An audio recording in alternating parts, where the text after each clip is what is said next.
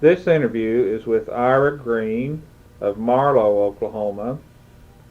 The interview is being conducted by Rodger Harris for the Oklahoma Historical Society. And today's date is April 16, 1991. Location of the interview is in the State National Bank in Marlow. Mr. Green, where were you born?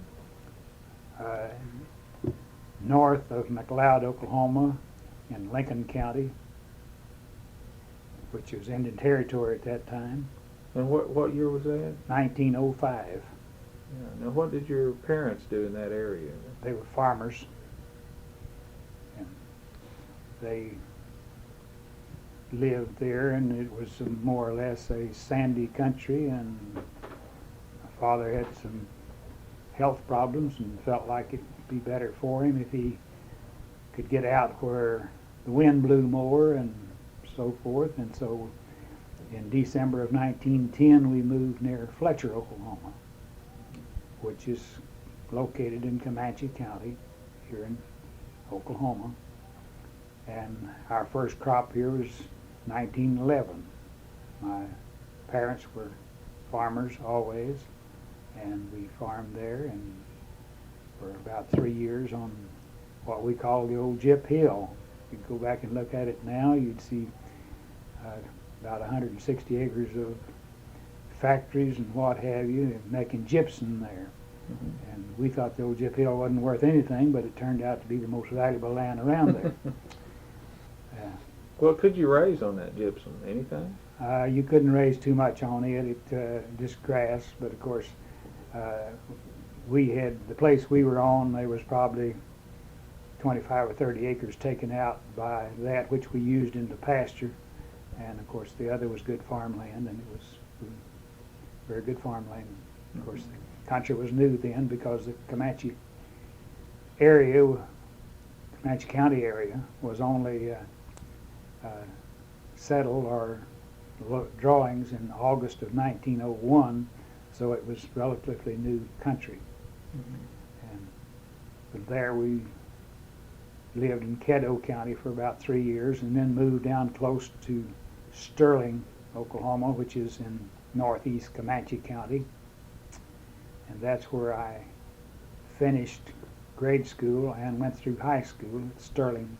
Mm-hmm. After that I wanted to get into something in the way of banking, and therefore I went to a business college in Oklahoma City and went to that for 12 years.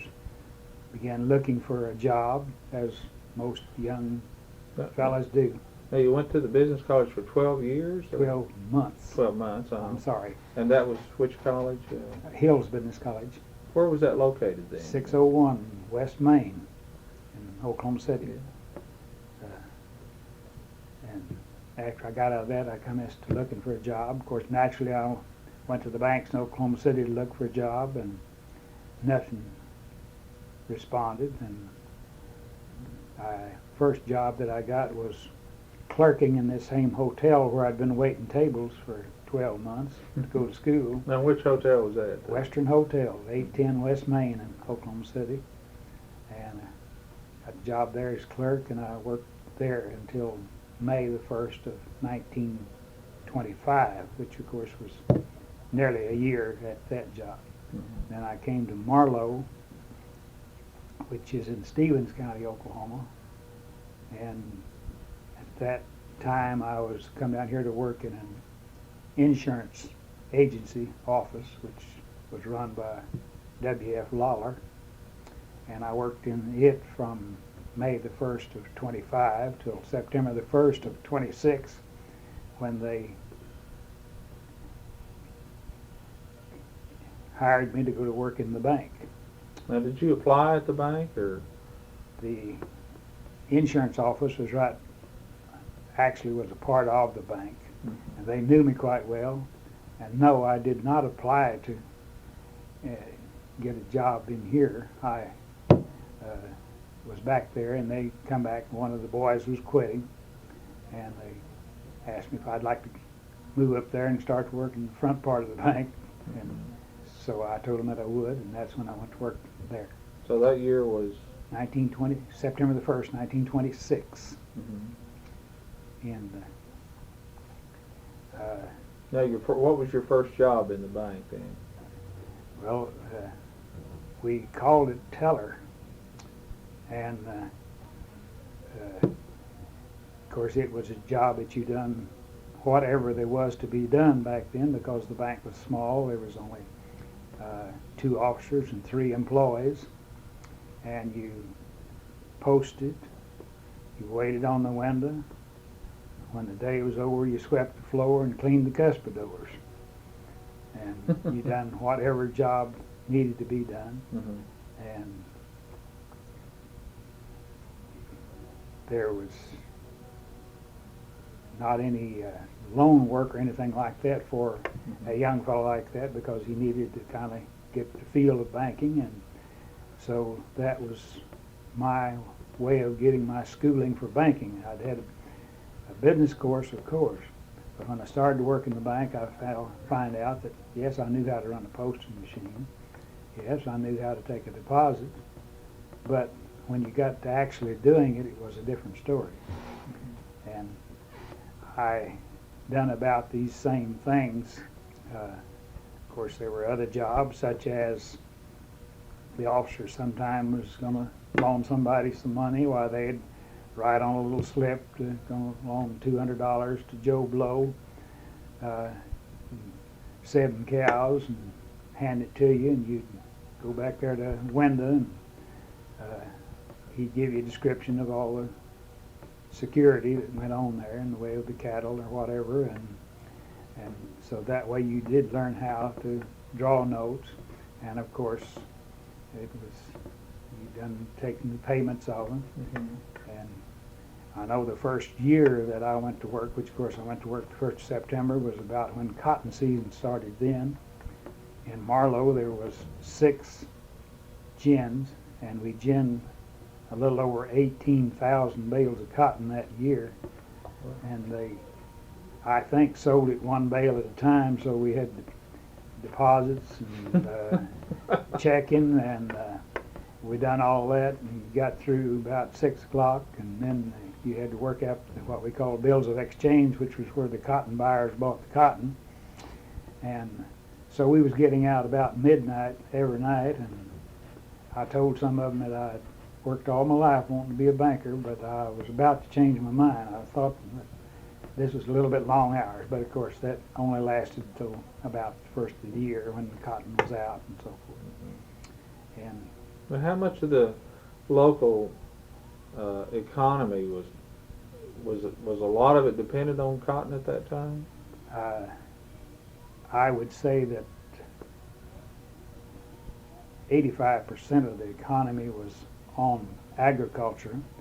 Most of it was cotton, but broomcorn was also a big crop at that time. Mm-hmm. And it brought in quite a little bit of labor, because broomcorn had to all be done by hand and had to be done fairly quick when it was ready to be cut, and therefore a lot of people come in to work in the broomcorn. The price per hour was not too much, but nothing else was too much back then either, in the way of prices. Now, you recall some of the officers at the bank when you first started there? The bank was being run by C.P. McKinney, known as Press McKinney, and the other officer was Lawrence Edwards, and then of the 3 boys, well, there was Glenn Mann, Fred Blackburn, and myself.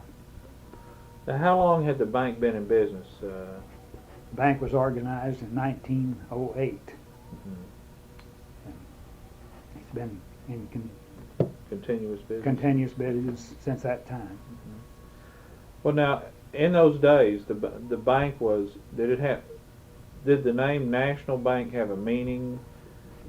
Yes, it was organized as the Marlow State Bank because there was a guarantee fund by the state of Oklahoma, which was similar to the present FDIC, and it could be carried only by state banks. However, the ones who were running our bank could see that it was not properly funded, that it was going to play out, it was not going to be able to take care of all the problems that they thought it was going to, and so they applied for a national charter in 1911, and it was only a state bank for 3 years and been a national bank since that time. Now, at that time, a national bank, what kind of guarantee did the national bank system offer? They had no guarantee at all, and neither after the fund went out, the state banks didn't either. They were all just depending upon the bank itself for its capital stock and the management of it and so forth. And of course, banks were quite small then. When I started to work in the bank here, why, the total deposits were about $500,000, or maybe a little bit less than that. And capital structure was about 60,000. Wow. It's quite different from today, I guess. Yes, it's been quite a change. Now, there were other banks in town as well. Yes, there was 3 banks in Marlow. The Bank of Marlow was what we call the Wade Bank. The Guarantee State Bank was known as the Rab Bank. And then later, whenever the fund collapsed and so forth, and they all wanted to get away from that state bank situation, it was changed over to the National Bank of Marlow, which is the Wade Bank, and the Guarantee State Bank became the first national bank in Marlow, which is Rab Bank. Right. Now, the First National survived, did it? The National Bank of Marlow in 1929, they went into, combined with the First National Bank of Marlow, which made, left only the 2 banks. And of course, the First National survived until the present, not the present time, but I'm not sure, I think it was 86, I believe it was, they were, it changed hands a time or two, and therefore it was closed by the comptroller of the currency, and the FDIC took over at that time. It did. Now, you referred to the Rab Bank. Now, who, Mr. Rab was, what was his first name? Penn Rab. Penn Rab. Yeah. And then the Wade Bank was? Tom Wade was the one that run the bank.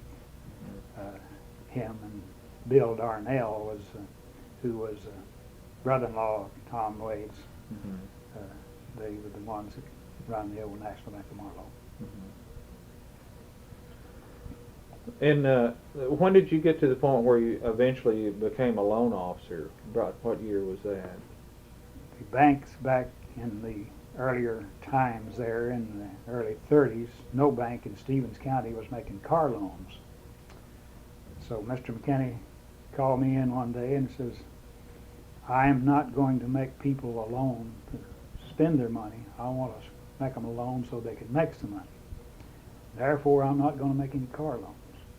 But I think that the bank's going to have to go to that because it's one of the most profitable loans at the time, and therefore I think we're going to need to go to making car loans. So I'm going to make you the car loan man. Now, don't come and ask me anything about a car loan, because I don't know it and I'm not going to have anything to do with it. The only thing that I want you to do is keep it where you can sleep at night. It's a, you make very many bad ones, you won't sleep good at night, so I've been there. So that's how I become a loan man. That was about 1934.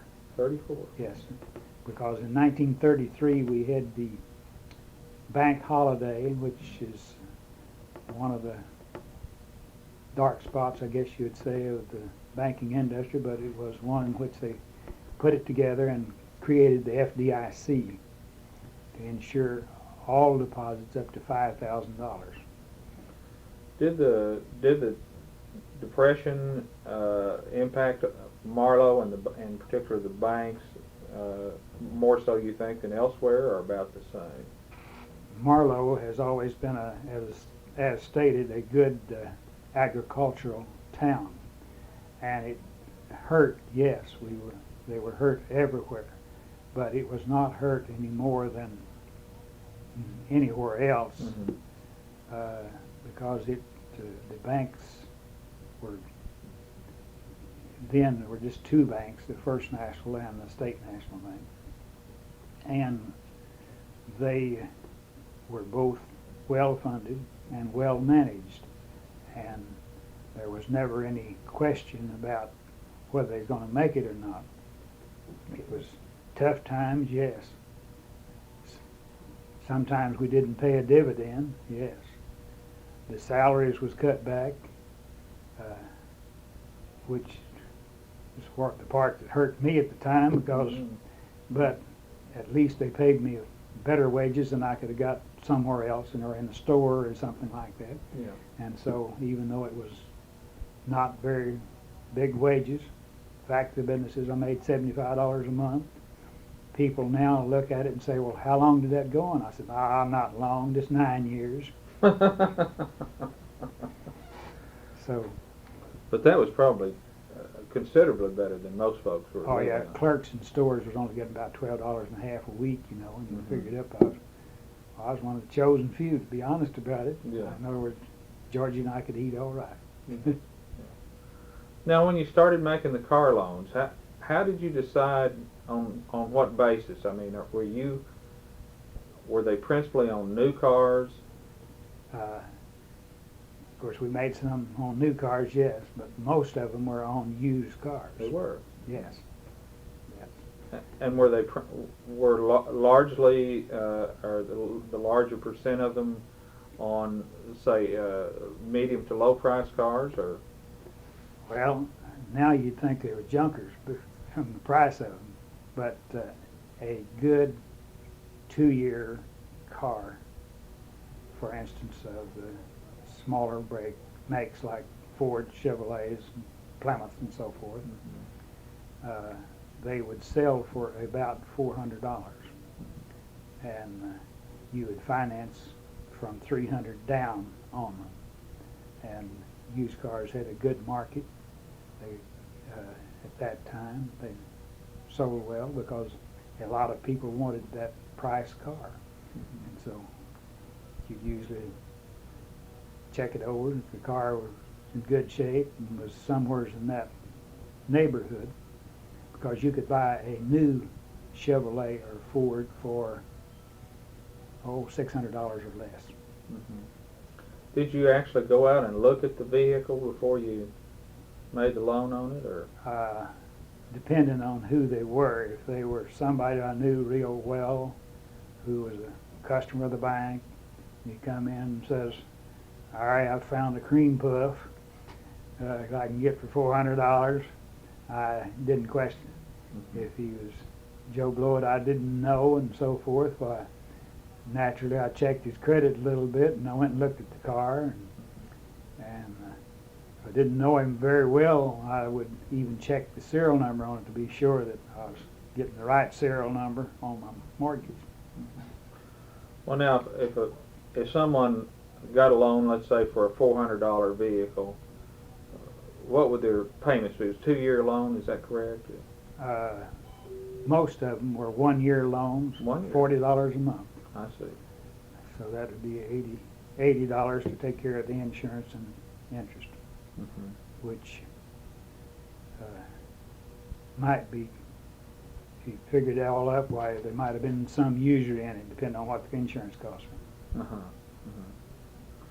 And in those days when folks were paying off loans, did they show up at the bank with a deposit and put part of that deposit into their loan payment, or? Most of them did. In other words, as I mentioned earlier about the cotton, selling cotton, most of them would come in and say, well, I got $40 from my bale of cotton, which would be 8 cents. Yeah. I want to deposit $10. I want to put $10 on my note. I need $20 to pay the pickers with, and or maybe $10 of it to be for rent. $10. But anyway, they usually made their payments whenever they sold their crop.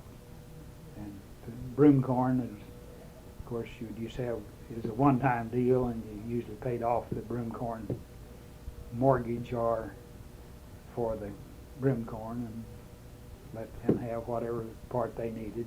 And many of them paid off their entire crop loan for the year out of the broomcorn. And then when they got harvested the cotton, why, they could put all of that in the bank in the deposit or cash it or whatever they wanted to do.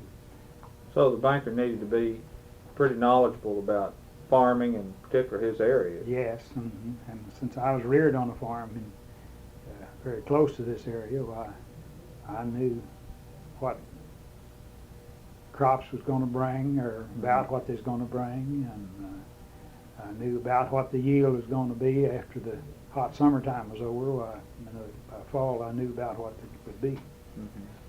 You said a while ago 8-cent cotton. Now that means, Depend on what time he was. In other words, it got down as low as 4 cents a pound, right? and 6 cents got to be normal price. But by the time I was making car loans, and most of it got up to around 8 cents, and then in fact it didn't get much over 10 cents before the World War II began to. Maybe we hadn't got into the war yet, but then Japan was buying an awful lot of cotton, and even the Japan Cotton Company had a buyer in Marlow, Oklahoma, buy cotton, shipping it to Japan to make gunpowder, which of course shot back at our boys. But that was two of the things that they were interested in buying, was cotton and junk iron. Call on line 1, please. Ira, line 1. Cotton up. Now, was the cotton market strong in the early and mid-20s around this part of the country, to your recollection? The prices of cotton got extremely high in 1919, up to as high as 45 cents a pound. And everybody thought good times were here forever. In 1920, the market started to breaking in the fall of 1920 and went from 45 cents down to 6 cents a pound, which broke quite a few people, including some banks, because they were heavily dependent upon that crop to pay the notes. And then the price finally come back to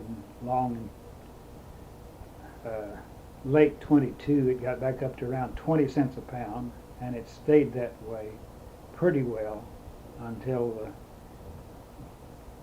crash of the stock market in October of 1929, and then the price went back down.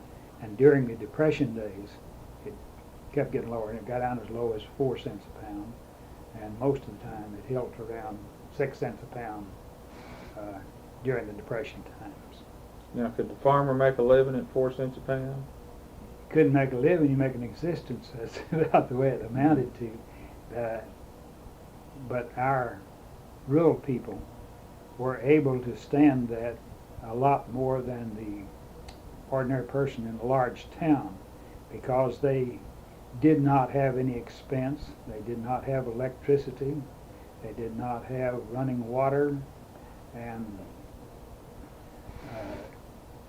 for the most part did not have any fuel bill, because they'd cut their own wood in this area.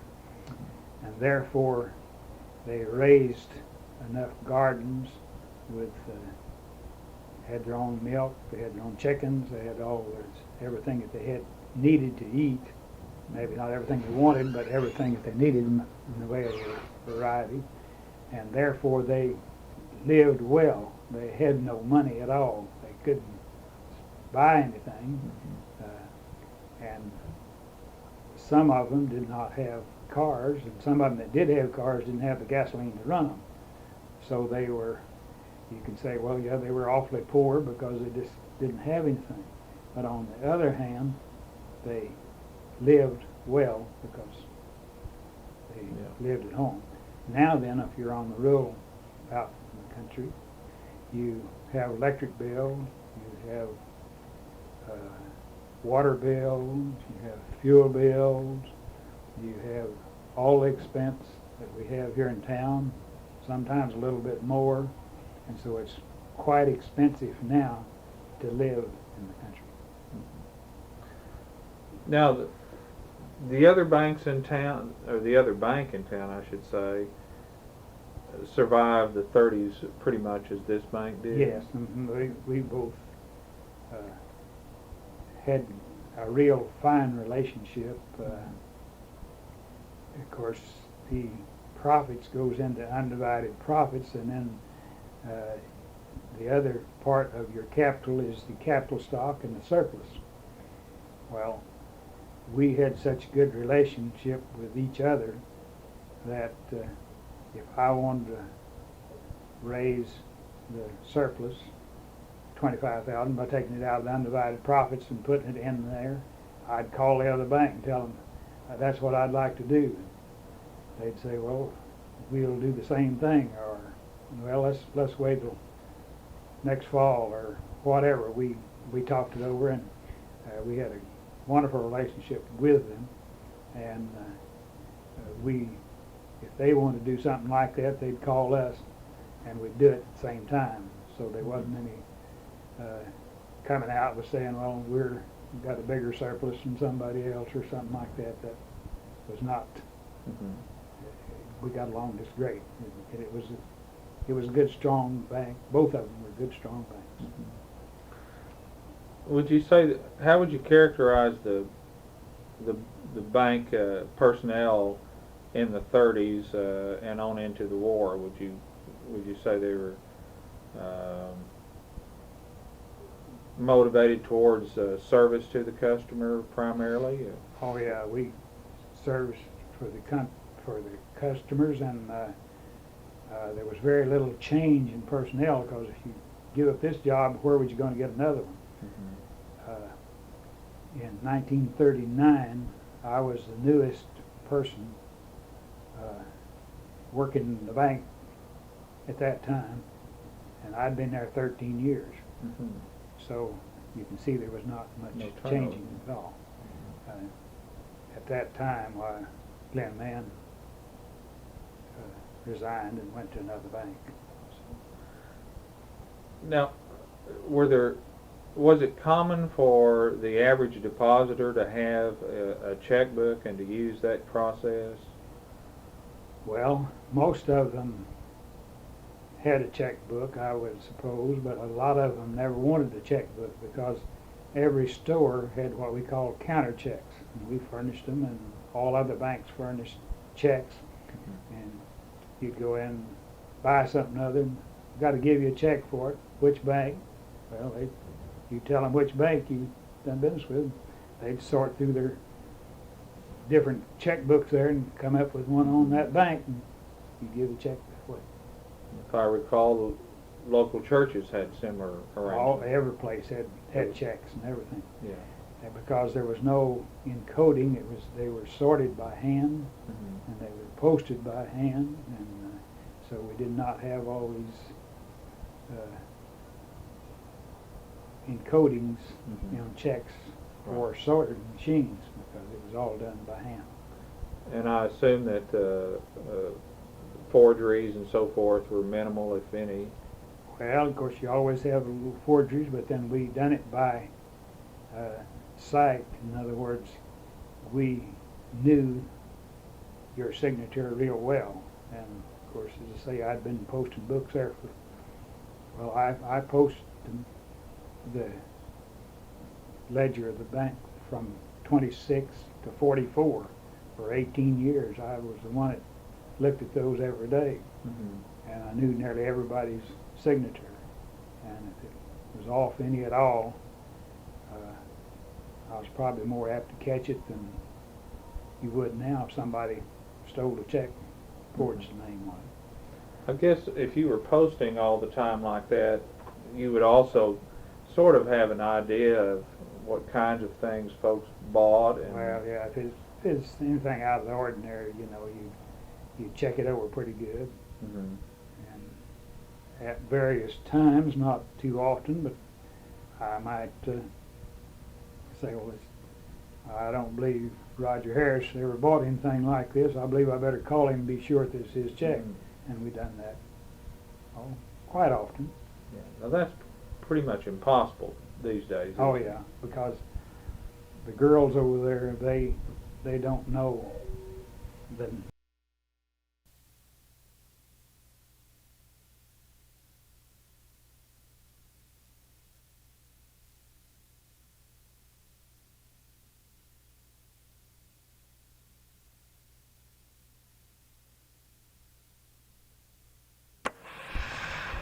So today there's the numbers just prohibit that kind of. yeah, you couldn't possibly do it. Why, if we was trying to post by hand like we did back then, we'd have to have a acre of posting machines. Mhm. And so it's done now by computers, and it's much more information than we had then. About when did the hand posting phase out?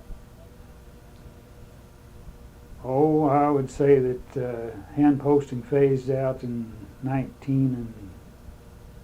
1960s, maybe early 70s. I forgot now. I know we built this new building over here in 1962 and moved over here, and we were still posting then and did for some time. I'm not for sure just when we changed over to computers, but Now the encoding began then shortly there after you.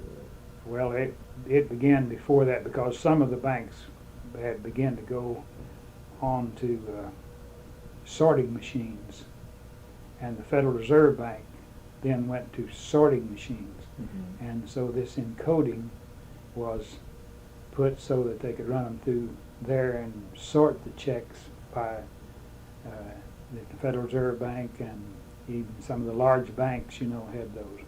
And so that was the first thing that went into effect, that we began to have to put on our checks, which was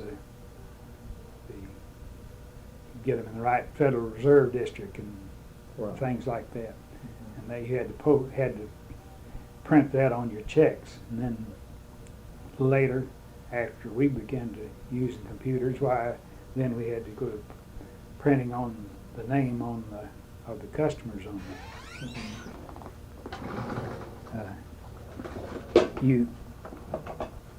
You probably have noticed on checks this first number over here, which is Yes. 10310 250 04. Well, it's 10th district, and this 250 is our routing number. Mhm. The bank up the street, if they haven't changed it, back there was 249, and ours is 250, and all of those numbers mean something. You see, I see. of course, this over here is my account number, Mhm.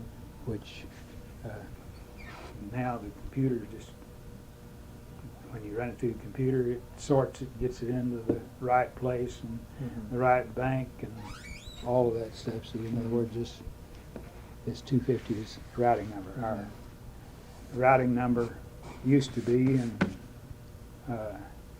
for most of Oklahoma, was 86 dash whatever the number of your bank was. Ours 86 250.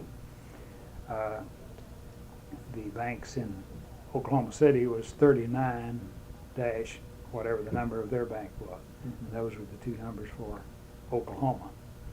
And of course, now then they're all printed on there and so forth. So but it still have those routing numbers on it. Mhm. Now, you were speaking of no longer posting in 1944. Did you change positions within the bank at that time? Yes, the president of our bank died in '43, and everybody moved up a notch, and we since Glenn Mann had resigned before that, and why that put me more, and I'd got into the car loaning business, and so I stepped up to where I just didn't have time to post and make. I branched off to making other loans other than car loans by then, and so I went up that notch. Now, other folks, were others in the bank making car loans by that time? Oh, little, not much. Mostly it was me. Now, did you have contact with any other bankers making car loans to speak of during that period, that early period? Well, of course, I talked to other bankers because the banks in all other towns. Ira, you have a call on line 3, please. Ira. Tell me Now, the other bankers making car loans that you visited with in that early period, were they operating pretty similarly to you as far as you knew? yes, most all of them were operating very similar, in other words, which of course is only normal, in other words, if they come in and want a $300 loan, and you say, well, I can't loan but $200 on it. Why?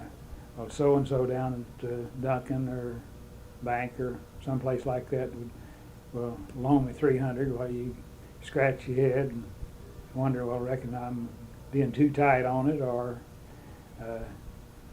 if you make one and the old boy, you find out he's been in other places and they wouldn't loan that much, you think, well, maybe I'm not off key that way, and so it's you just kind of by trial and error, Were repossessions common at all?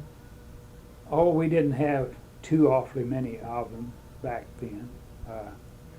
The only place that I think about now was whenever the Japanese took over all the rubber trees, and you might say in the world, down in the South Pacific there, and early parts of World War I, which of course in '42 along then. I remember Press McKinney. He says, Ira, I think you better rent you a 160-acre farm. And I says, what do I want with a farm? Naturally it crossed my mind, or you reckon he's figuring on firing me? But he says, you're going to need that to store all them cars that you're getting back, because there's not going to be any more tires. I says, Press, I don't know where they're going to come from, but there'll probably be retreads and repatched and this, that, and the other, but they're going to drive cars some way, somehow. I'm not worried about it. He said, well, I'm glad you're not, because I've been kind of thinking about it. And I said, well, I don't think so. Well, about the time I said that, I got back about 7 or 8 cars all at once. In another month, they had worked out some retread factories, around locally, that is Duncan, Oklahoma City, and what have you. We could get quite a few retread tires. And so I sold all my repos, which was 6 or 7, made money on every one of them.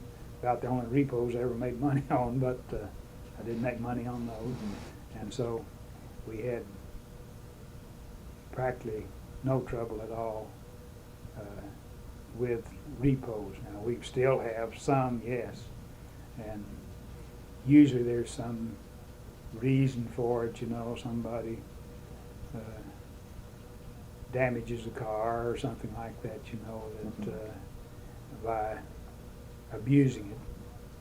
I don't mean it's something that you can collect on at the insurance office, but and some of them just lose their job, and some of them just quit paying, or just, and we try to root those all out before we start, and for the most part do, but we do have some.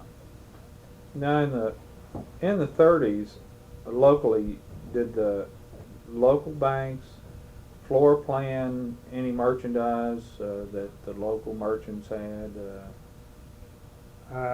Very little. I don't know of much floor planning.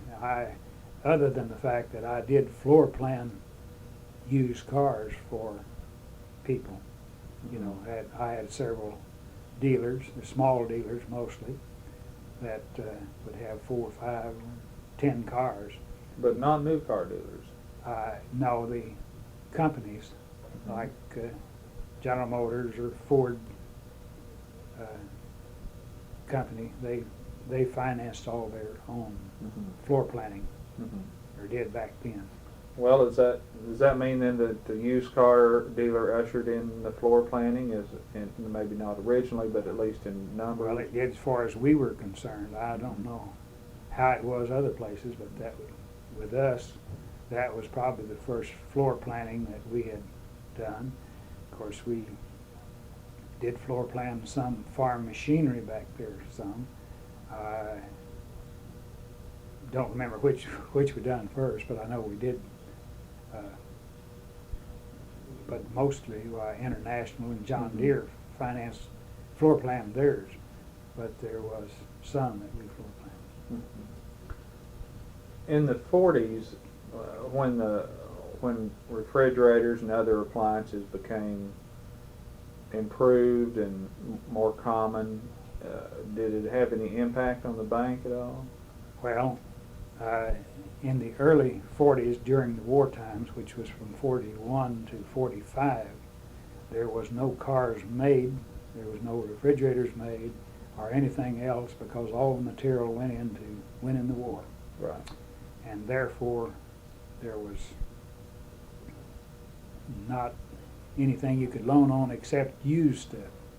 And I guess that was one of the things that I got into more than anything else in the way of financing used items.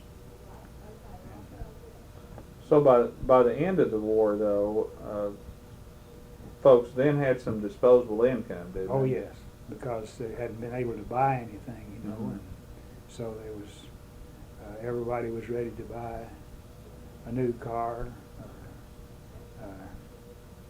Of course, your new refrigerators was only in town because there was no electricity out in the country. Right.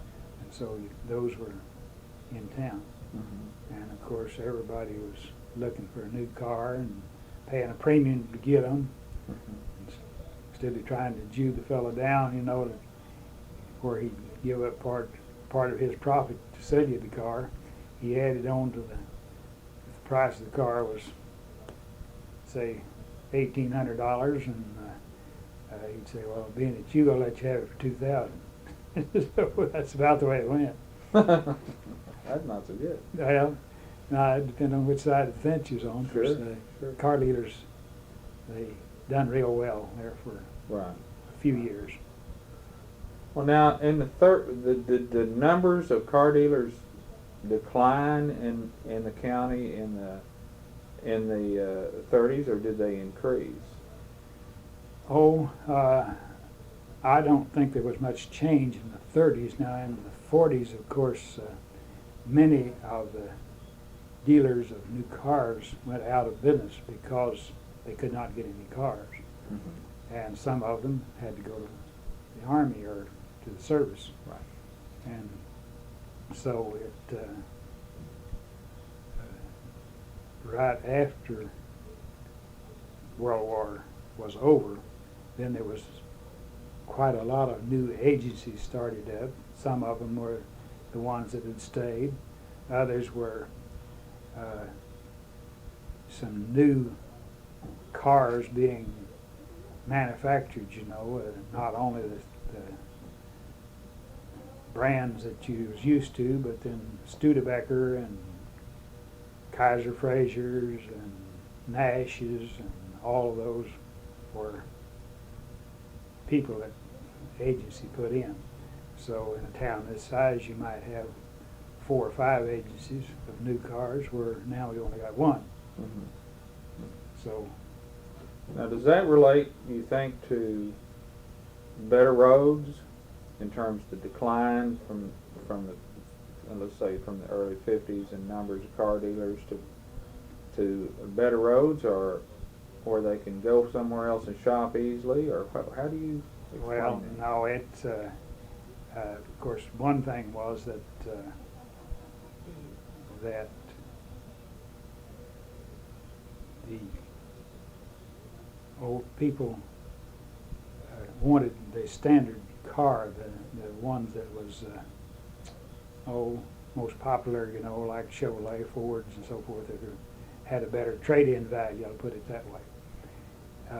In a town this size, the higher price cars like Buicks, Cadillacs, and so forth would not sell very good, and so they were, because there was not enough people that could afford to buy that expensive a car. And then competition got more keen, I'll put it that way, just like it is now.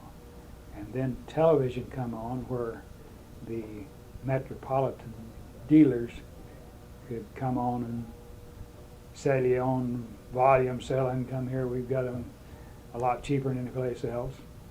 And so about the only thing we could do then was your dealer would say, well, we can sell it to you cheaper than they can because we don't have the overhead they do. And so, but the amount of profit that they could make on a car, it got down to so low that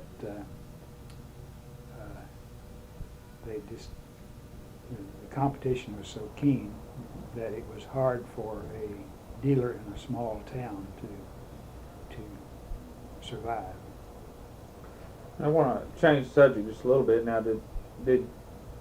Were you in the bank at any time when the bank was robbed? Yes, we've been robbed twice, and I was here both times. Now, was this in the new building?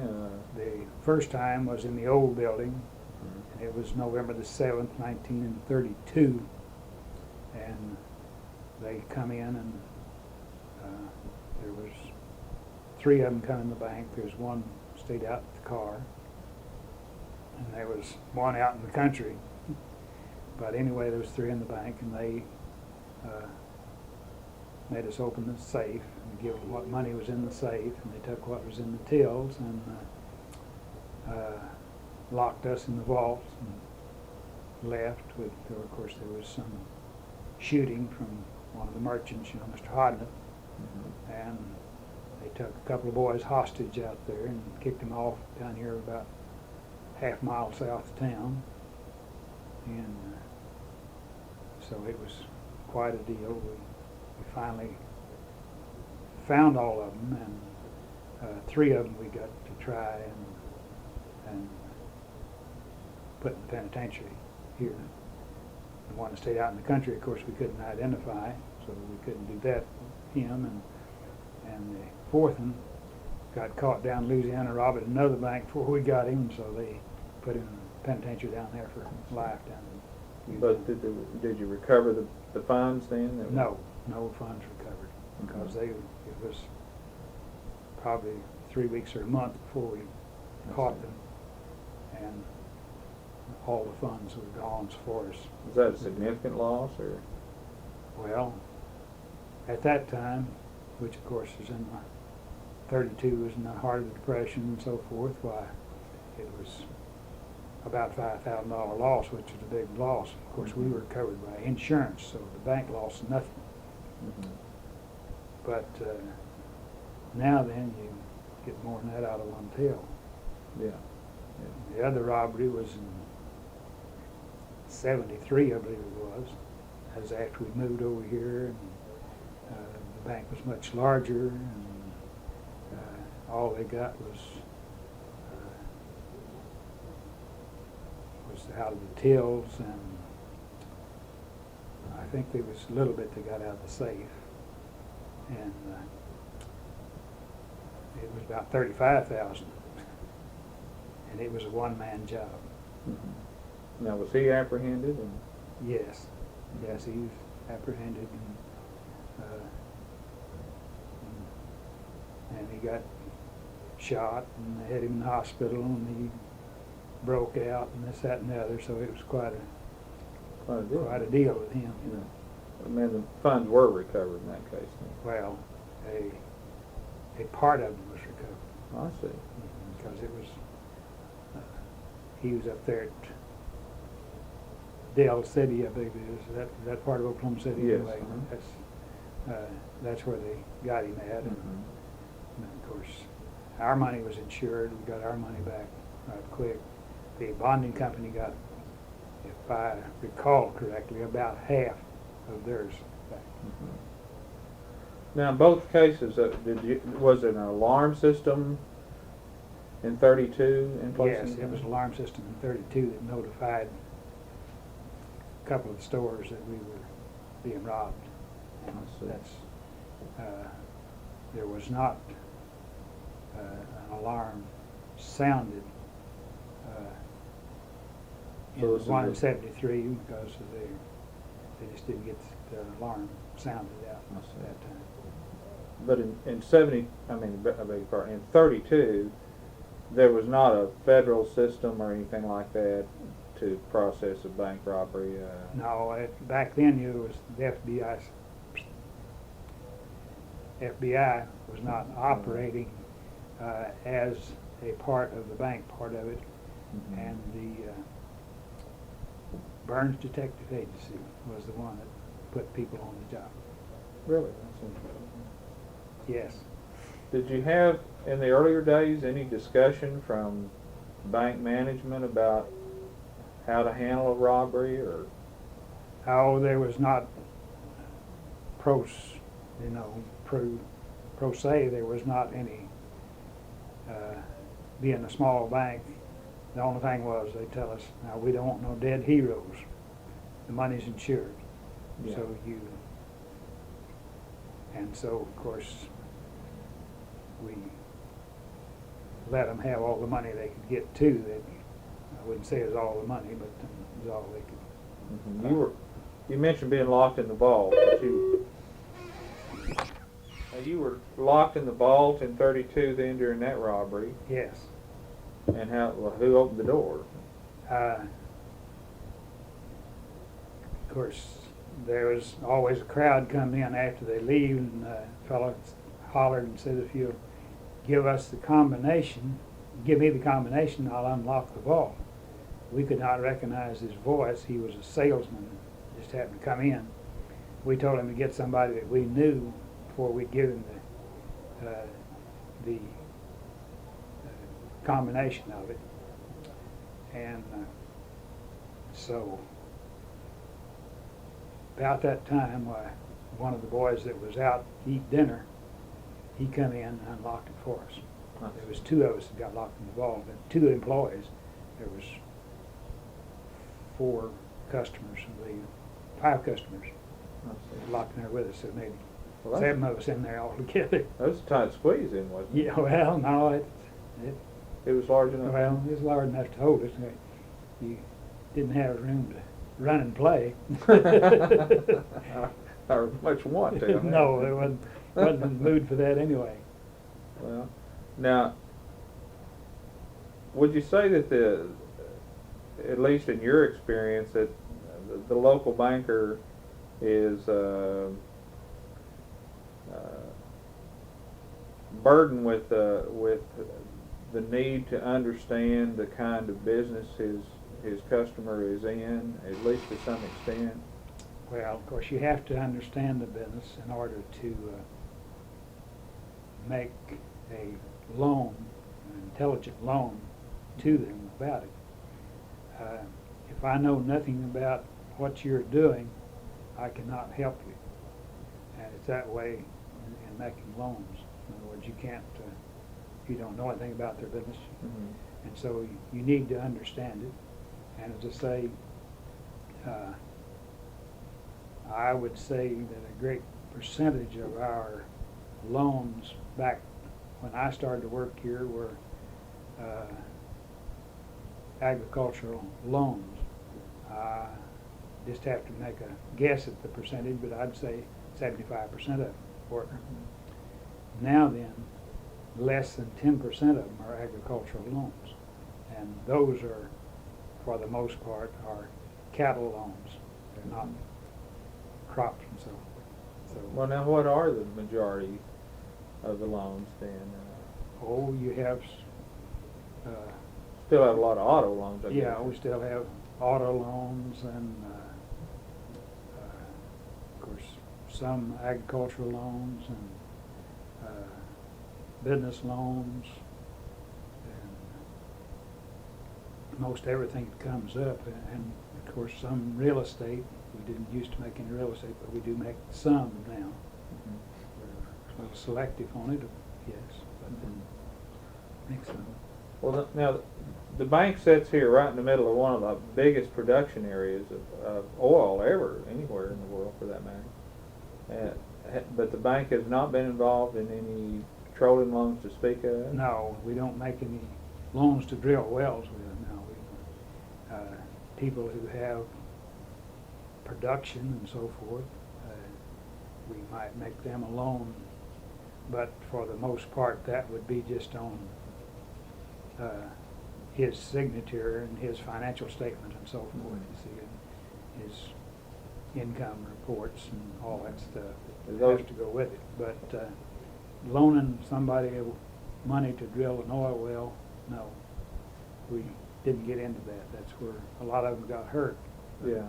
We didn't get into that because we did not feel it was a proper place for us to make loans.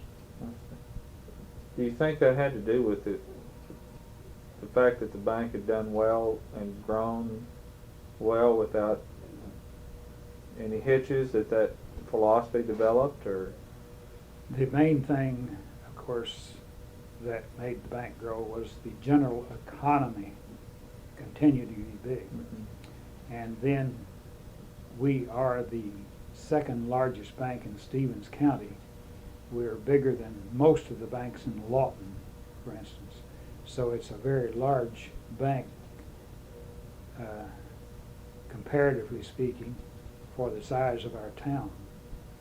And a lot of the growth was made because we did have an awfully lot of people who owned land in this part of the country, and high lease money that would come in the early 80s. People were leasing for, you name it, $500 to $2,000 an acre, and some over even more than that. Well, that can add up to money real fast, and it was not unusual for us to grow $4 or $5 million in 60 days at that time in deposits.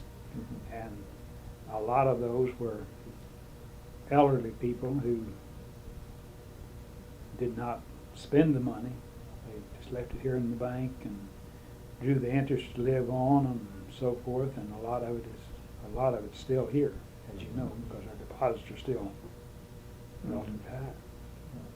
So even though the bank didn't get into the petroleum business, you still had some benefit from it? Oh yes, we had a lot of benefits from it, Mm-hmm. but we did not get into loaning people money to drill an oil well, Mm-hmm.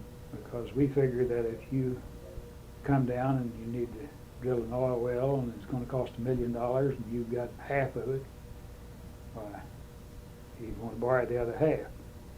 Well, we figured if you got a dry hole, where are we going to get our money for that other half? So we didn't want to get into it.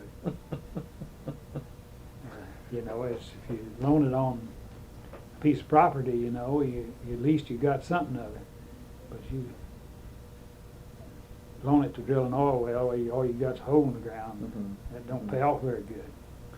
Now, am I wrong, or would you say that most of the small town and even medium-sized town bankers you've known have tended to be community leaders in this part of the country?